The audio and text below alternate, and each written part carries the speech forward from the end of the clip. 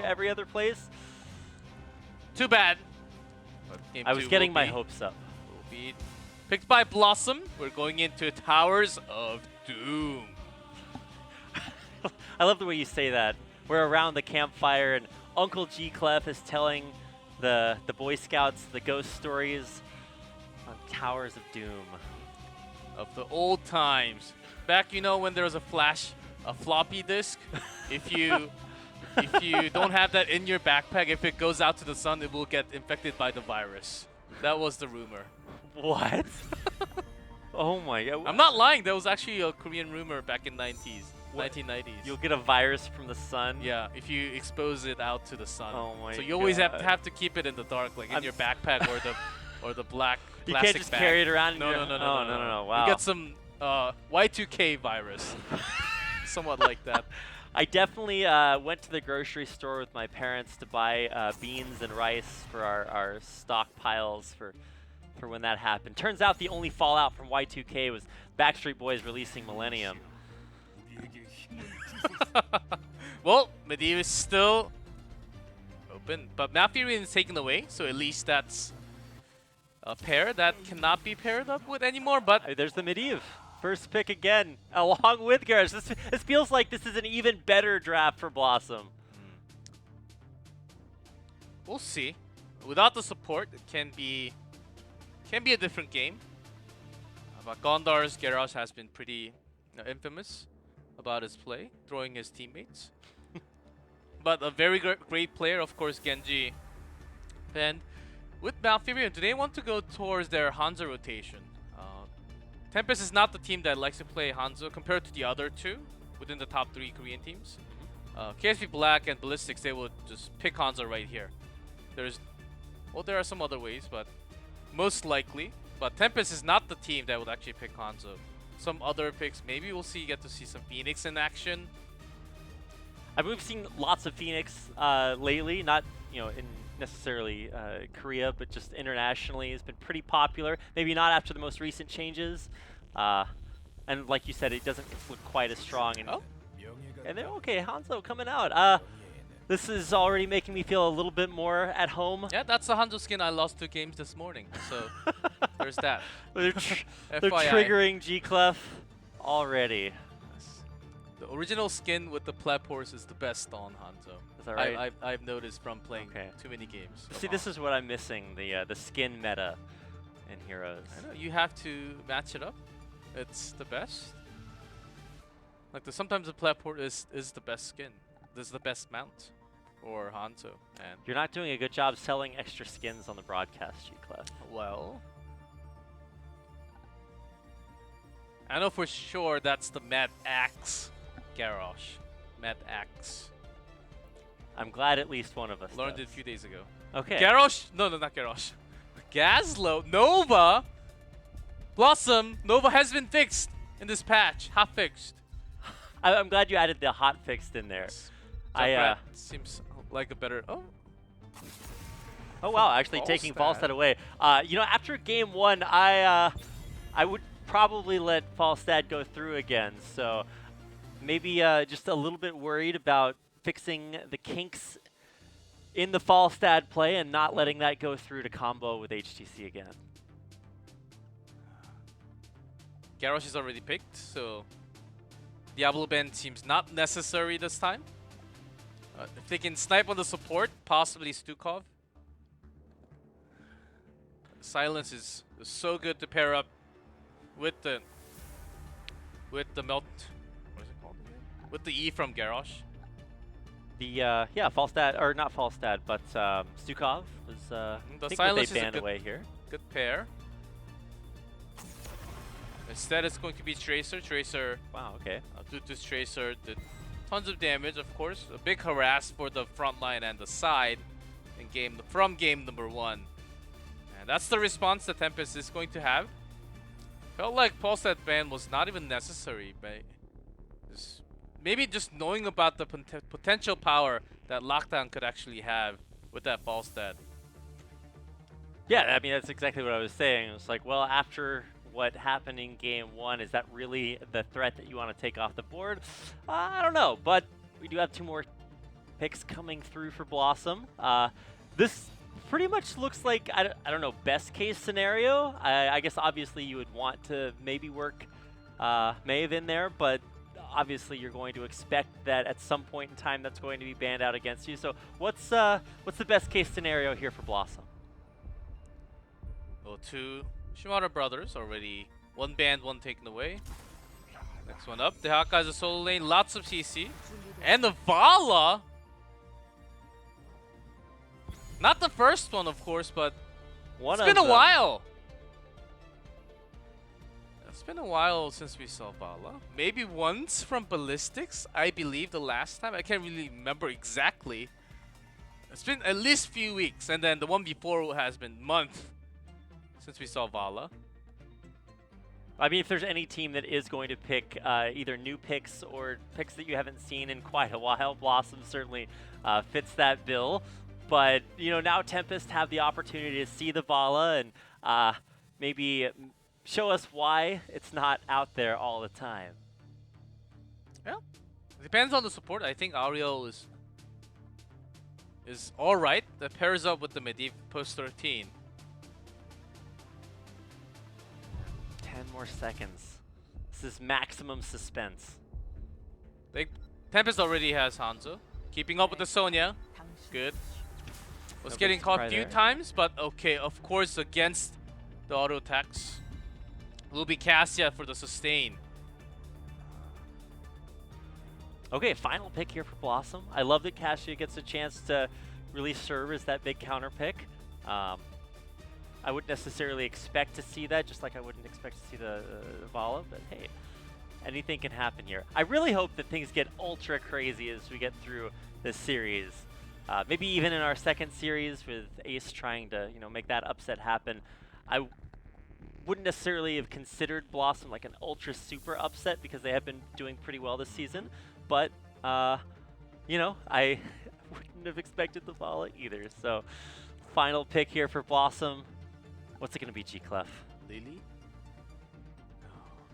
Stukov pair is okay, but thinking of Vala and the camp timings and just all around by the macro, Rehgar seems like like an okay pick, but it's going to be Stukov as we predicted initially. I could pair up with the Garrosh, Medivh. Vala will be a little bit weak against the burst damage that comes in. If a Poison Spear along with few damage from anyone else lands onto that Vala, she'll be gone. So Vala was out of the meta so far. That's why we saw a lot more Tychus and Hanzo, of course, with the longer range to be safe in the back. I wonder how blossoM's going to work this one out with a Vala comp. Very surprising. blossoM already surprising us in game number 1 with a win over a very, what do you want to call it, lackluster performance from Tempest. So some big smiles on Tempest's face. You got to know that maybe they were not expecting to lose game number 1, but at least they have bounced back as far as morale is concerned. And of course, you always want to sort of start with a fresh slate, tabula rasa, as you get into game number 2 on Towers of Doom.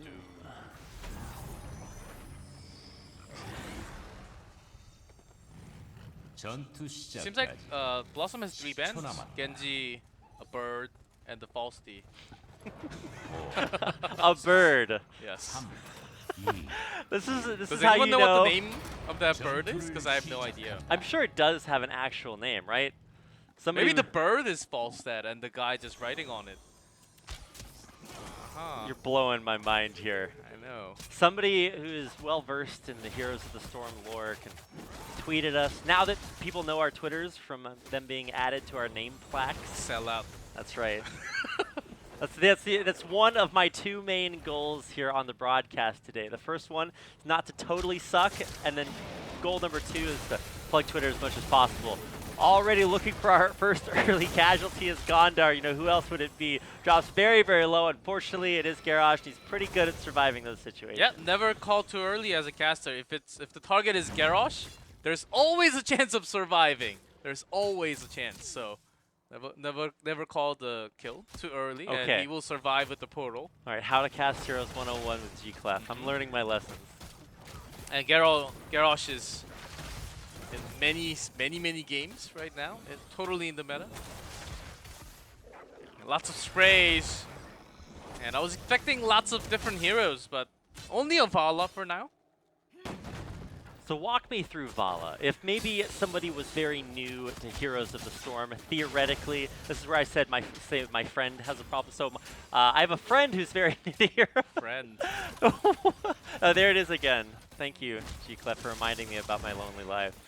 Why is Vala not in the meta, and what is the reason for her being picked here? If you can sort of gaze through your crystal ball into BlossoM's draft mentality. I actually don't know. I Okay. will actually say I don't exactly know why they picked Vala. As I know they want to sustain and Poor fight man's for a Hanzo. long time. Make sure Dudu gets his favorite hero used to be Vala, so very good. And Hanzo was taken away, so I guess they were left with Vala only. I don't think she was the only choice. I was gonna say, imagine when you draft in such a way that your only choice is Vala. It feels like maybe there were some other things that went wrong besides just not getting Hanzo. You know there's something wrong with the draft or something weird about the draft if you don't have any Overwatch heroes in your team. There's a silence. Not really landing on too much. Oh. So burst damage, there goes the Fen to get the kill onto Gondar. See, I'm already learning I didn't call it too early. Yes. One step at a time. But it almost seemed like they were about to catch Sign, but they are going to be lacking any type of burst damage. So they have a theme of... This is another way of hero napping, or kidnapping. Okay, I was gonna say, hero napping is when you have two teams that are experts in being pacifists. They just get out there, they play the macro game, that's what it's called. Which is AKA not actually fighting a whole lot. That's when I take my hero naps. Oh, there's a silence. Focusing on to Hanzo. Gondar trying to do some damage. But now the target seems to be focused on Wiz. Has to pop that as Sonya, Vala is channeling that altar and will actually get those shots. Successfully done. So it is not going to be the 40 dream, guys. Rip those dreams.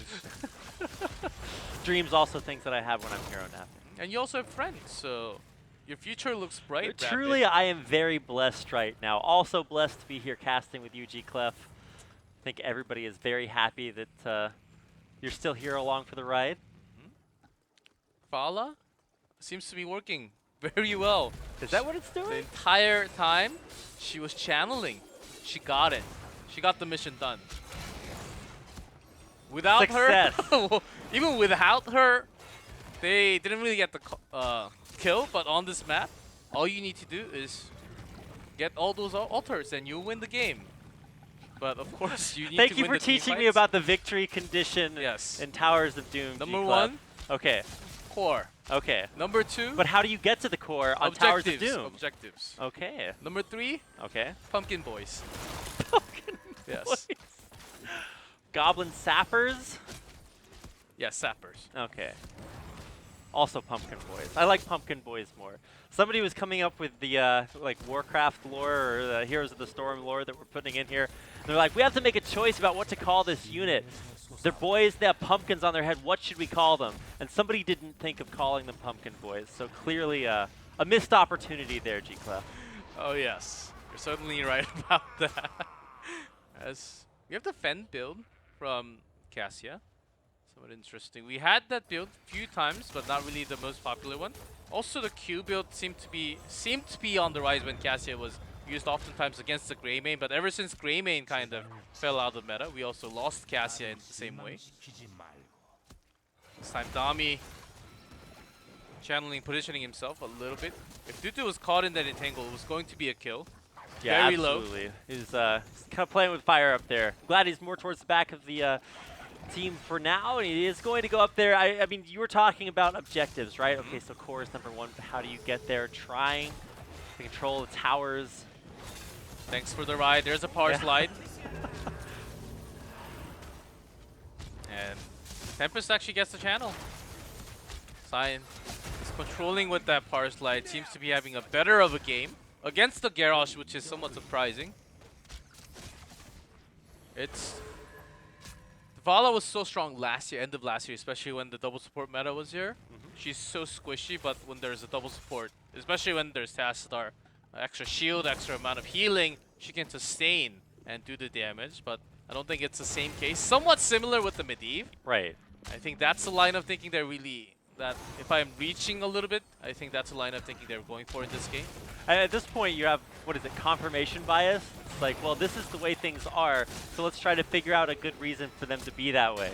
I don't know if that's necessarily a great, logic. Well, Medivh is kind of like the secondary support slash budget Tassadar slash. I think better than Tassadar, yeah. to be honest. Well, especially now, right? I mean, you were Yes. you were talking about the meta at the end of last year, right? Medivh is so strong right now. Even with the nerfs, still being very viable with the rework coming in. With the baseline Master's Touch. Here comes level 10. Massive shove. Of course, Rain from Vala wants to bring in some more damage. So that's why I was thinking Aureo for the first time would hold on to it. The massive Sissy comes in to taunt, and everything used onto Cassia is to blown up, and Sonya came in to save her, but he's going to be isolated with the silence. Good. Almost taken down as well, but there's a silence. With the ley line, they have the cooldowns on now. That's going to be more kill. Second one picked up ETC. Third one onto Malfurion. Oh Good, my good God. survive at the end, but that's a lot more members lost. And we talked about the silence and the pair up with the CC, but everything just poured onto that Cassia. It wasn't. Oh my God, Lockdown's gonna die here. He's gonna have one more tick. Is it? Okay, that's not poison. Never mind. No, He's but the gonna Raven barely stay alive. Sometimes, when you're super low, it seems like you are safe to go hard back home, but that Raven, that Medivh will come and grab you and just portal out. It's the worst feeling. It is the worst feeling. He just dives behind your walls, gets the last hit, and then portals away. Yes. I feel like there should be some sort of taunt sound effect that you can Stage do while dive you from do it. ETC. Okay. So they want to macro this one out as they basically lost control of game 1 in the macro fight. Well, it actually felt like this early game looked much better from Tempest, right? I mean, they were giving up Dragon Knights like right and left in game 1. So this time, I mean, it felt like they were doing a little bit better. And then all of a sudden, they just lose that fight in basically the hardest way. So I'm glad that maybe they're thinking a little bit more big picture here, because at least the small picture, the immediate one, is not looking so good. I'll be honest, guys, as Tempest, it seems like they didn't really practice too much over the last week. And look at that. The coordination is really off. Ooh. They're Oh, in okay. lost of what Wow. to do on this map. And they should know those CCs are coming. And that's why we've been trying to at least entertain you guys. But this is the fact, and Tempest is losing it right now. And in this game, I think they will continue to lose. Maybe just be a 3-0 today, as Vala comp is really working out for BlossoM. Controlling the macro, not really losing against Sonya too much even on top lane. But they're totally dominating the other four-man rotations at the bottom. If there's one strength that you had to say, obviously for HGC Korea, top 3 teams are generally considered very, very good, especially much better than, say, bottom 3. What is the big hallmark of Tempest that has given them so much success before today? Well, when they are coordinated with a team, Okay. especially with a Falstad and Sonya, oftentimes with Rehgar. And when they have their comfort ones, we'll hold on to that. There's a big taunt. And the follow-up season Oh from my God. everyone. Look at that arcane explosion damage. Was that nerfed? I don't think so. Not remotely. The leyline follow-up also going to mean that good goes down. And You know why Medivh is picking those kills? why? Why G-Club? Arcane explosion! I feel like that would be the reason why you would not pick her after the nerfs, and now I couldn't even tell. Wow. Insane combo by BlossoM, just blows Tempest apart, and now they're even just gonna funnel in the last few kills. It feels like they maybe not have totally given up, but they definitely realize that things are not looking good. Pretty strong level 7 talent, I would say. And You think? Tempest, Okay. their only feedback was to ban Tracer, second ban. They let that Medivh through. It is their fault from starting from the draft. BlossoM in every work with the CC, and I thought they would maybe lack some damage with the Vala, but I was wrong. Hold on, here's the comeback, G-Clef. Sign coming in for the epic gank. Instead, Wiz uses the ultra effective strategy of running around in circles. But will be saved from the portal, No and they way! lose their own Hanzo. T-Tours on the bottom. And Sign uses a stage dive, so that's on a long cooldown. So tell me one thing that Tempest did right in that chase. You know, Wiz got. I don't want to be ultra critical. Once again, it's the Medivh, right? Successful at basically killing the entire team, also successful at keeping BlossoM's team alive. It's like, what more do you need, right? You know, there's that what is it, Wheel of Fortune meme, where you spell out some of the letters and you're like, what Tempest should do next game, and it's, you know, maybe ban Medivh. Oh, maybe that was a chance to have the mosh pit, but you don't have it anymore. Nope, no mosh pit. It's all about that stage type of life. It's Still, I think on the cooldown, it should be back very soon. And they are pressured. They could even take the bell tower down.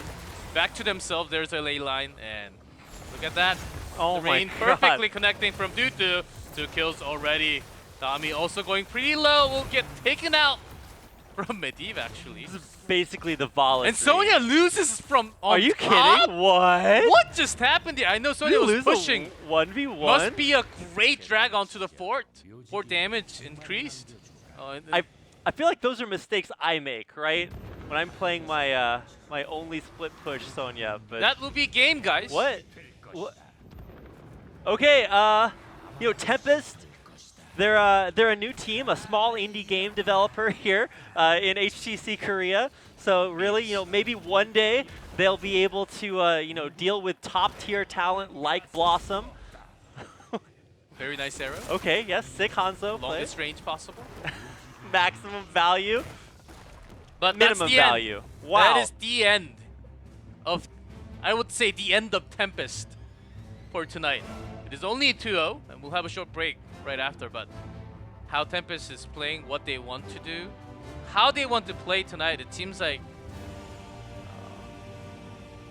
what are some good words to summarize what happened in Game 1 and 2? Well, I think one thing's for sure, Tempest definitely hope this is maybe... look at their faces! They're just totally stunned in maybe a little bit of disbelief. You know, how good are the strategies they're trying to hide before playoffs right now? I mean, at some point, you got to dig down maybe a little bit deeper in the pool. And I mean, I don't think anybody wants to look at these post-game stats unless you are the sick BlossoM fan that came down to the studio today. I saw a guy had his fan sign ready in the front seat. I'm like, man, this guy is hardcore. But if he had to pick one day to come down, he picked a pretty good one, as this is about what I expected the post-game scores to look like, but in reverse. Yep, in reverse. Before we came in here, of course, Tempest was the favorite. I would say slight favorite going into the matchup. BlossoM just on top of